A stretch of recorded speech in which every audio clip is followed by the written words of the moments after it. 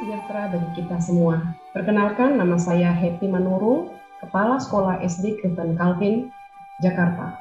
SD Kristen Calvin berada di Kemayoran, Jakarta Pusat, berdiri sejak tahun 2009 di bawah Lembaga Pendidikan Sekolah Kristen Calvin.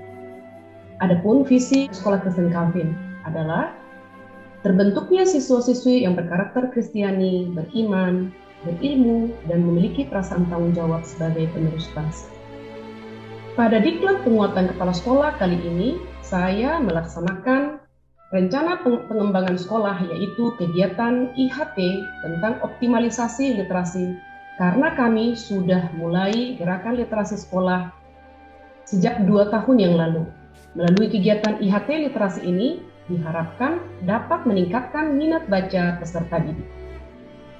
Hasil studi PISA 2018 yang dirilis oleh OECD 2019 menemukan bahwa skor kemampuan membaca siswa Indonesia adalah 371 dari skor maksimum 600. Skor rata-rata adalah 487.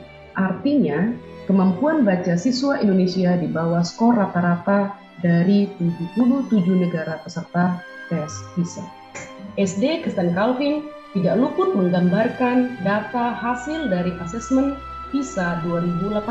Kebanyakan peserta didik di SD Kristen Calvin belum memiliki kebiasaan membaca maupun inisiatif mengembangkan diri menjadi pembaca sepanjang hayat yang kreatif dan kritis.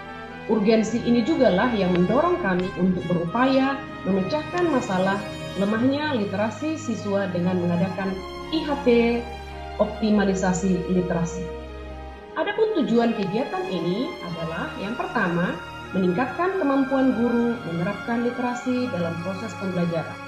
Yang kedua, meningkatkan minat baca peserta didik.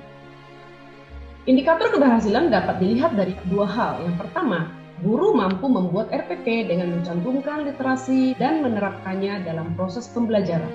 Yang kedua, peserta didik lebih aktif, kreatif, inovatif, dan senang mengikuti proses pembelajaran. Pertama, persiapan.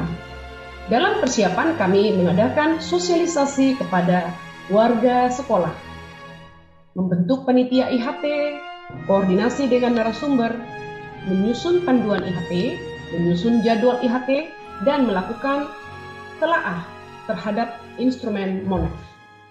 Yang kedua, pelaksanaan. Dalam pelaksanaan kami mulai dengan pembukaan IHT, penyajian materi, membimbing guru mengimplementasikan literasi dalam RPP dan proses pembelajaran, dan praktek pembelajaran di kelas atau real teaching menggunakan RPP yang dibuat. Yang ketiga, MONEF. Dalam monitoring dan evaluasi, kami melakukan pemantauan pelaksanaan IHT dan melaksanakan supervisi di antaranya pra-observasi, observasi, dan post-observasi. Dalam refleksi, kami menyampaikan hasil analisis MONEF dan menentukan rekomendasi perbaikan hasil analisis MONEF mulai dari pra-observasi, observasi, post-observasi. Yang kelima, tindak lanjut. Kami memberikan bimbingan terhadap guru yang belum mampu menulis RPP yang mengimplementasikan literasi, memberikan penguatan kepada guru yang telah mampu mengimplementasikan literasi dalam penulisan RPP dan proses pembelajaran. Hasil kegiatan tersebut sangat bermanfaat bagi guru, yaitu berdampak pada proses pembelajaran.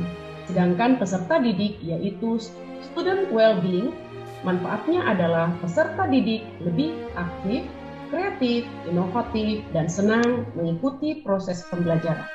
Dari rangkaian kegiatan di atas dapat disimpulkan bahwa melalui IHT optimalisasi literasi dapat meningkatkan minat baca peserta didik. Terima kasih.